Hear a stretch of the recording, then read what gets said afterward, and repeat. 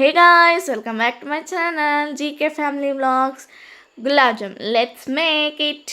And first నేను గులాబ్ జామ్ పిండి ఉంటుంది కదా, అది మెజర్మెంట్ చేస్తున్నా. 1.5 కప్ వచ్చింది నాకు గులాబ్ జామ్ పిండి. అండ్ నెక్స్ట్ నేను ఇక్కడ గులాబ్ జామ్ కొంచెం పాలతో చేస్తున్నా. సో పాలు కొంచెం కొంచెం పోసుకుంటూ ఆ పిండిని అనేది ముద్దలాగా చపాతి పిండిలాగా తడుపుకోవాలి. కొంచెం మెత్తగానే ఉండాలి. ఆఫ్ కోర్స్ మీరు అనుకోవచ్చు ఇది చిన్నది సింపులే కదా, మాకు ఆల్రెడీ వచ్చు అండ్ నువ్వు ఎందుకు చెప్తున్నావు అని అనుకోవచ్చు. బట్ నాకు ఎందుకో చెప్పాలనిపించింది. ఇది నా స్టైల్లో నేను చేస్తున్నా, అయినా కూడా రిజల్ట్ కూడా బాగా వస్తుంది అనేసి చేస్తున్నా.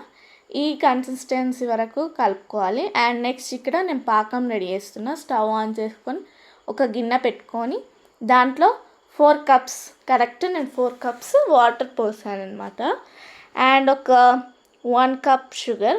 మీరు షుగర్ తక్కువ తింటారంటే తక్కువ వేసుకోవచ్చు, ఎక్కువ కావాలంటే ఎక్కువ వేసుకోవచ్చు. సో నేను 1 కప్పే వేసాను. అండ్ నెక్స్ట్ ఇక్కడ నేను ఒక పిండి 1/2 అవర్ 1 అవర్ పక్కన పెట్టినాక అప్పుడు నేను పిండిని చిన్న చిన్నగా రౌండ్గా చుడుతున్నాను బాల్స్ లాగా. అండ్ మీరు మళ్ళీ కామెంట్ చేయకండి అలా చేసావు ఇలా చేసావు అని. అండ్ నేను ఇక్కడ చేతికి ఆయిల్ రాసుకుంటున్నాను, బికాజ్ కొంచెం విరిగిపోకూడదు అనేసి ఆయిల్ రాసుకుంటున్నా. ఇది మీకు తెలిస్తే ఓకే, నాకు తెలీదు కాబట్టి ఫస్ట్ టైం కాబట్టి నేను చేస్తున్నా.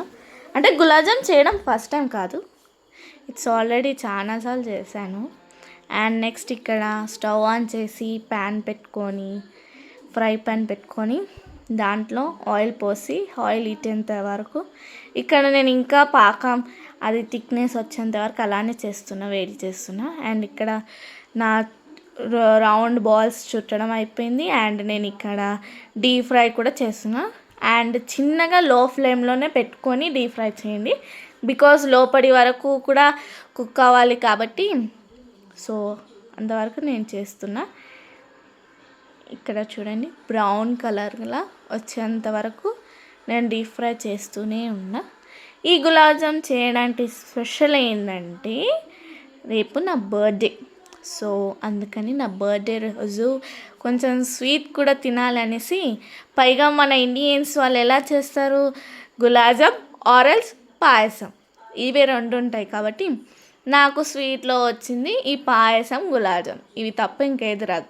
సో అందుకని నేను చేసుకొని నా అంతకు నేను చేసుకొని నాకు నచ్చిన నేను ఫుడ్ తింటూ ఎంజాయ్ చేయాలని నా కోరిక. సో అందుకని నేను గులాబ్ జామ్ చేసుకొని ఇట్లా చేస్తున్నాను. అండ్ ఇది గులాబ్ జామ్ వేగాక బ్రౌన్ కలర్లో వచ్చాక వెంటనే అలాంటి పాకంలో వేసేయాలన్నమాట, బికాజ్ కొంచెం తొందరగా ఉబ్బుతాయి అండ్ మంచిగా కూడా ఆ పాకం అనేది పీల్చుకుంటుంది కాబట్టి నేనైతే తొందరగానే చేస్తాను. మరి మీరు ఎలా చేస్తారో నాకు తెలీదు.